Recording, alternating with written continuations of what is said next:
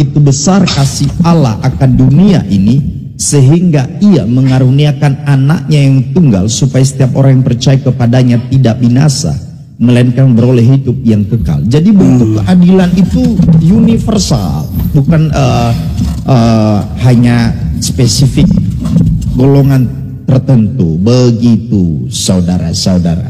Baik. Ya, terima kasih atas jawabannya ya. Iya. Jadi gini, ya, saya tidak mempertanyakan masalah doktrin atau apapun. Kan kayak gitu tadi ya teman-teman semuanya. Kita hanya mempertanyakan ya keadilan bagi mata kita terhadap Tuhan. Bagi mata gitu.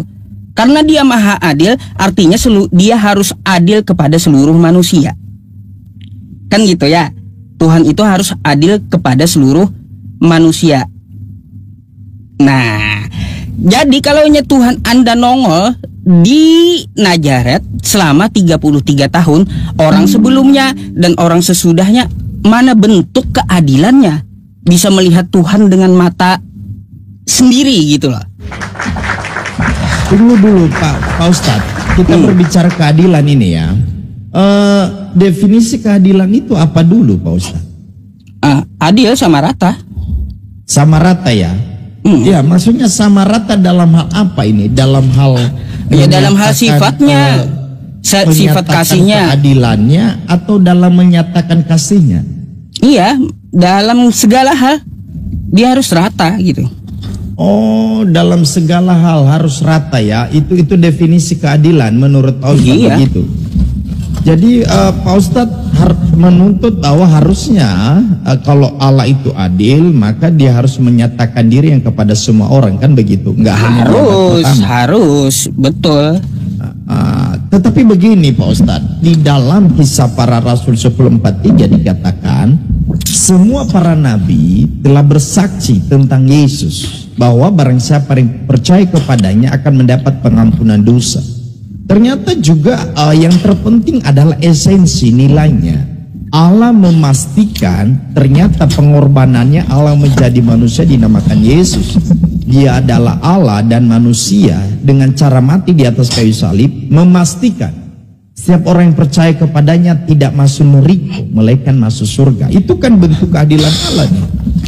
Ya itu kan doktrin dari kekristenan. Saya tahu dan saya hormati doktrinnya seperti itu.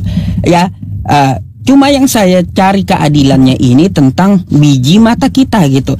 Kalau namanya Tuhan itu dia pasti adil kepada seluruh makhluknya. Contoh manusia ya, kayak gini ya teman-teman semuanya. Saya manusia, abangnya manusia, agamanya apapun ya, apapun agamanya, itu yang namanya Tuhan harus tetap adil. Kan kayak gitu. Nah, satu, Tuhan yang adil ini kepada makhluknya dapat kita ketahui dia memberi napas kita semuanya, betul? Betul? Oke. Nah, yang kedua, Tuhan yang adil itu kagak pernah nongol. Sejak zaman bahula, zaman Adam sampai kiamat nanti, itu dia nggak pernah nongol. Itu namanya adil. Itu juga keadilan bagi orang buta gitu. Orang buta nggak bisa melihat Tuhan, makanya dia nggak nongol. Itulah Tuhan yang adil. Saya gitu. Instruksi dulu. Bagaimana Pak Ustadz mengatakan begini? Allah yang adil itu tidak boleh muncul. Dari mana definisi keadilannya di sana? Karena semua manusia tidak dapat melihat dia.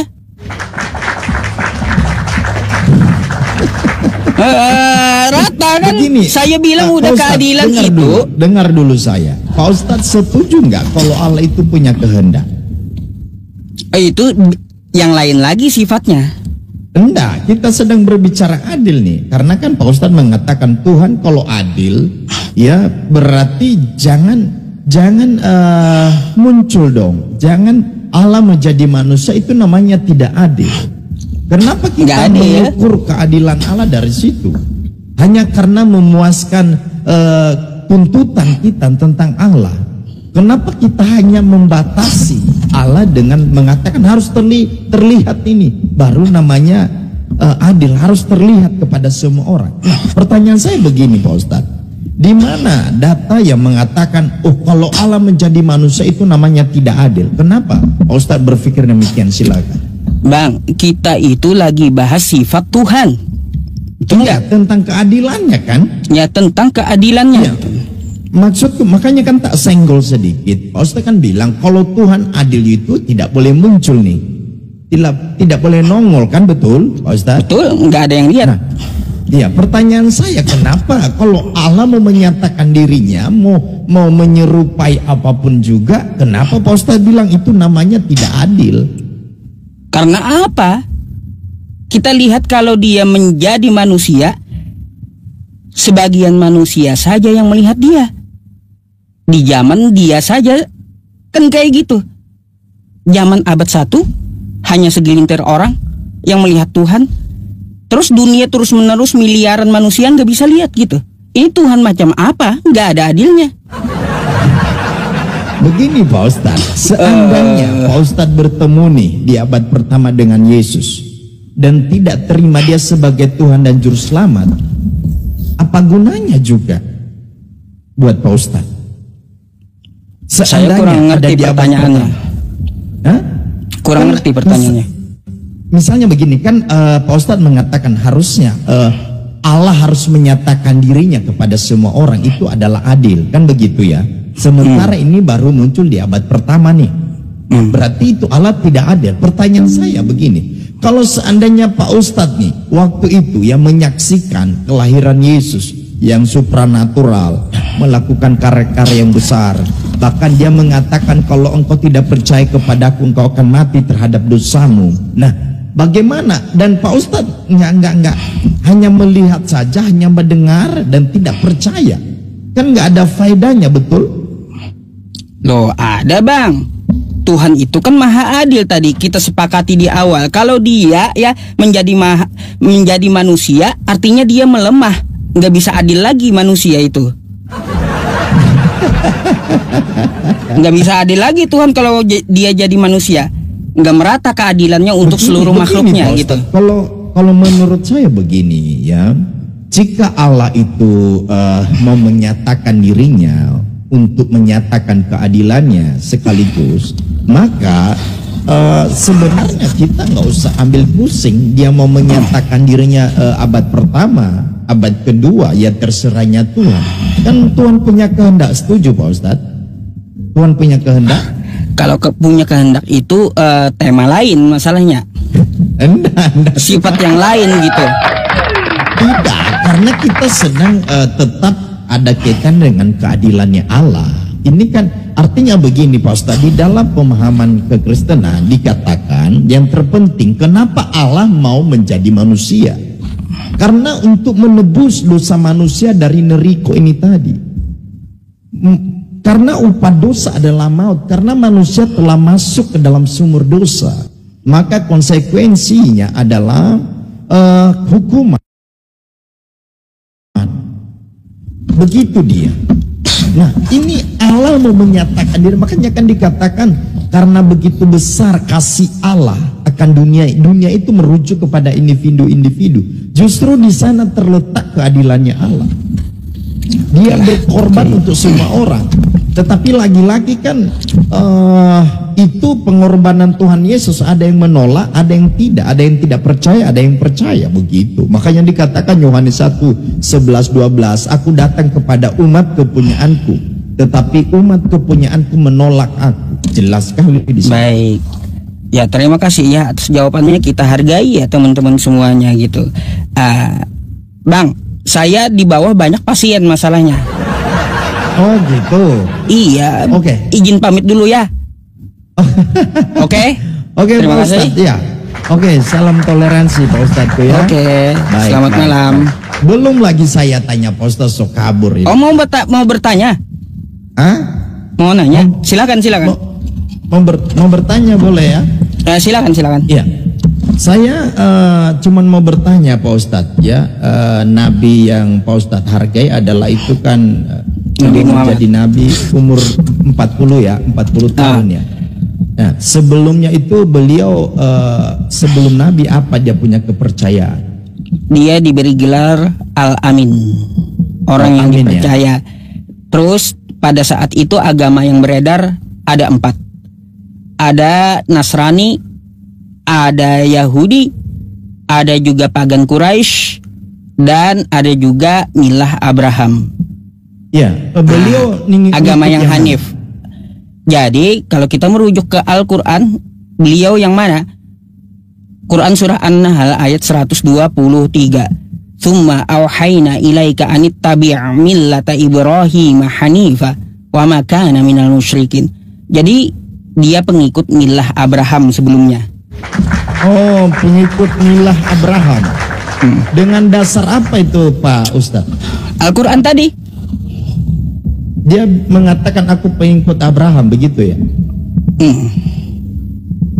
Di mana itu tertulis? Quran surah An-Nahl ayat 123. 123. Oh, gitu ya. Berarti memang ini dia percaya seperti yang dipercaya oleh Abraham ya. Baca sirahnya juga ada, Bang. Oh ya, bukan termasuk dari golongan Quraisy ini karena kan orang tuanya Quraisy ya. Quraisy itu kan suku. Iya. Ya, maksudnya, suku Quraisy gitu. Memang suku Quraisy. Bapaknya Nabi apa dia punya kepercayaan? Iya betul, dia memang suku Quraisy. Tapi yang dianut, yang dipercaya itu enggak semua suku Quraisy itu apa ya?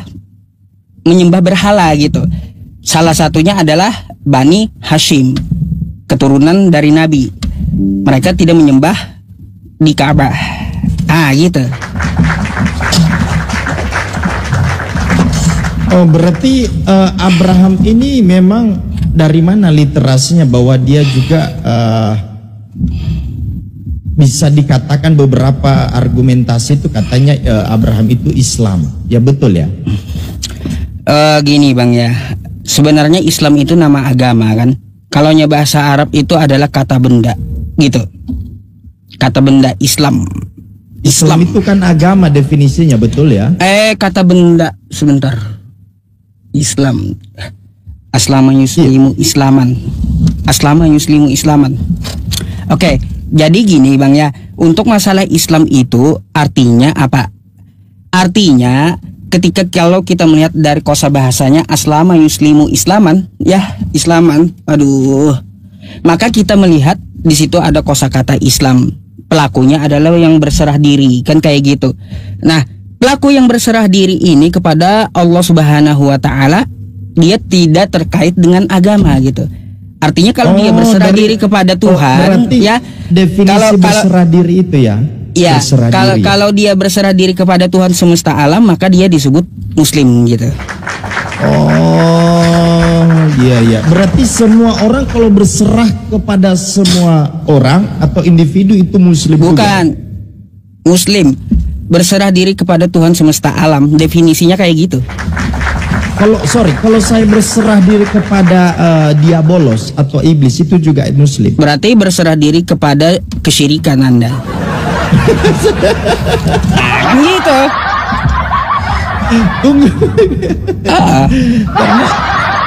Karena kan Muslim itu kan berserah diri, maka logik saya bermain ya. Berarti kalau saya berserah kepada batu, berserah kepada Pak Ustadz, itu Muslim itu, saya ya.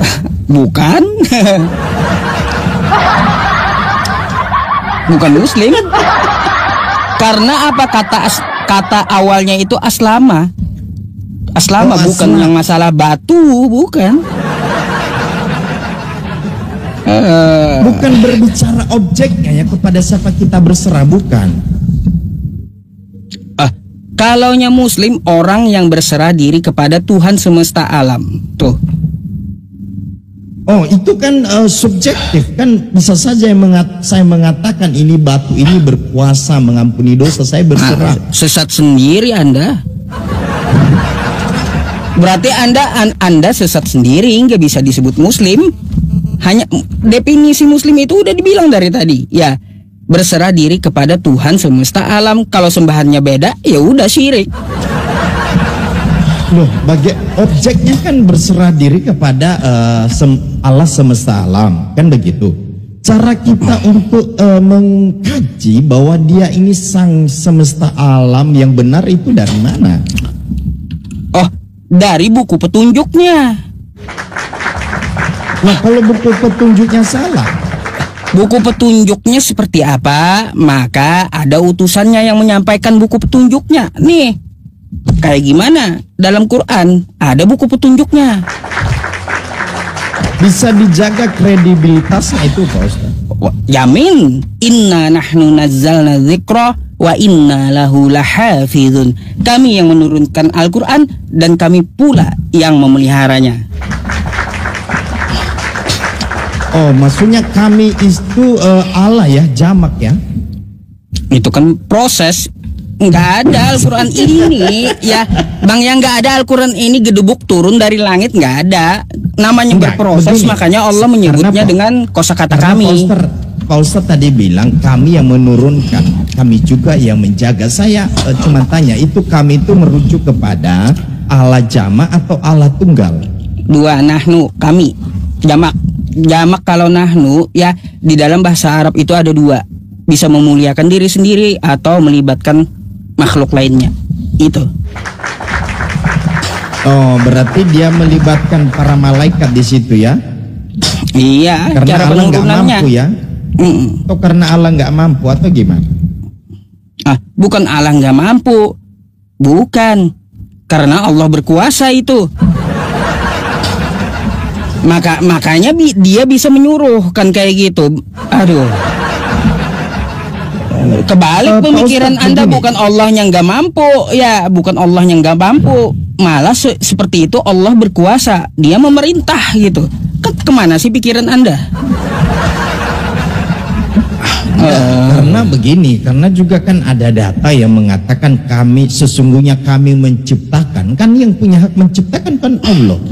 Ya, iya betul. Tapi kenapa kata beberapa teman-teman juga itu terlibat para malaikat di sana? Iya, karena kan berproses, kun fayakun gitu. Enggak, kun fayakun itu harusnya tidak berproses. Kalau jadilah terang. Enggak kayak gitu Bang. Lihat bahasa Arabnya kun. Fi'il amar. Jadilah fayakun. Maka berarti begini. Terjadi gitu. Kun fayakun itu nggak langsung jadi ya, berproses ya. Berproses ya. Contohnya tadi Pak Ustaz. Ya tadi kun fayakun, kun fi'il amar, kata perintah gitu. Perintah. Fayakun ya, fayakun maka terjadilah. Gitu. Kun proses. Fayakun itu terjadi. Kayak gitu, nggak akan kembali dia. Saya udah lagi Pak Ustaz, saya rasa itu Allahnya bukan Allah yang berkuasa. Kan harusnya kalau Alkitab kami jelas Pak Ustaz, berfirmanlah Allah, jadilah terang, maka terang itu jadi. Jadilah terang. Oh iya, kalau di kitab Anda saya lihat Bang ya, jadilah terang. Mataharinya di mana itu? Itu mataharinya di mana? Saya heran ya di situ. Kejadian 1. Pak Ustaz baca Kejadian 1 jelas. Coba buka di sana itu. Matahari hari keberapa gitu? Coba. Hari keempat. Itu matahari itu cakrawala, Pak Ustaz. Itu benda-benda di dalam cakrawala. Nah, nih coba kita lihat ini ya. Pada mulanya Allah menciptakan langit dan bumi. Ya, bumi belum berbentuk dan kosong. Gelap gulita meliputi samudra semesta, dan roh Allah melayang-layang di atas permukaan air. Belum ada ya matahari ya. Berfirmanlah Allah, jadilah terang. Terus baca Pak Ustaz. Maka terang pun jadi. Gitu. Itu langsung kan terjadi dia. Bukan proses dia, bukan. Lain. Itu yang jadi kita bahas jadilah tadi. Terang. Mana mataharinya? Tunggu. Bukan matahari nanti di hari yang keempat. Di ayat satunya itu nggak ada mataharinya. Nanti di hari keempat ada nanti, ada. Nih, bukan ya. Terang di sana ada matahari, bukan Pak Ustadz. Gagal itu Pak Ustadz. Bukan terang matahari, terus terang apa? Begini.